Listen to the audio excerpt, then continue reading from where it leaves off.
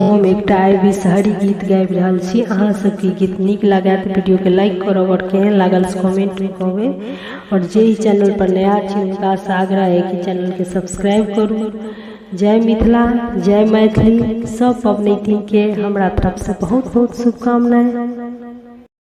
छोटी मोटी आंगना में बहुत पसार, राम मिलैते झूलैते बिषहर के भाए गेल साँझ।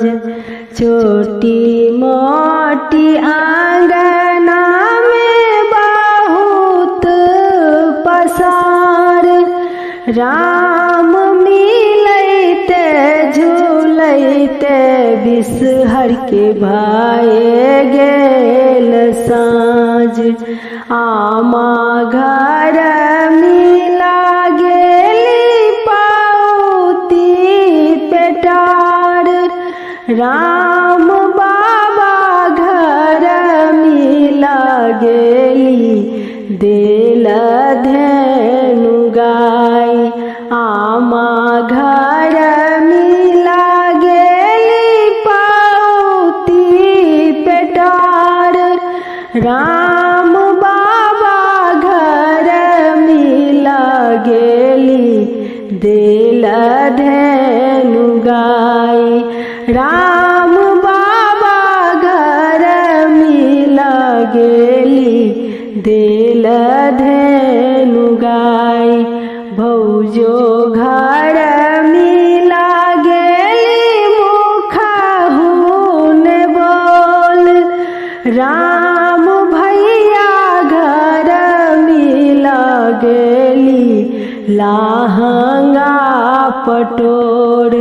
भौजो घर मिला गेली मुखहुन बोल, राम भैया घर मिला गेली लहंगा पटोर।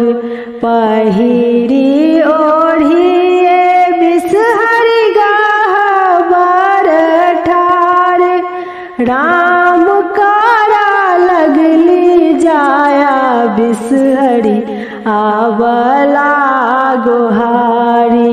राम करा लगली पाँचो बिषहरी आवला गोहारी।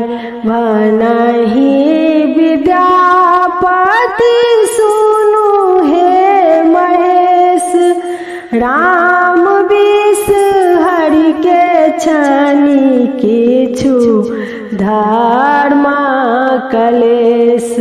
राम बिषहरी के छानी किछु धर्म कलेश।